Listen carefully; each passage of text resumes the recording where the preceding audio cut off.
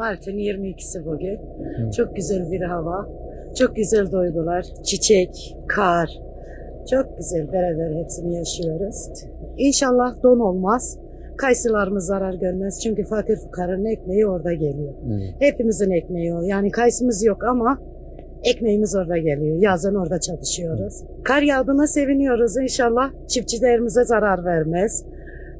Kar rahmettir ama çiftçilerimiz inşallah bir zorluk yaşamazlar. Onların ekmeğine inşallah zarar ziyan gelmez.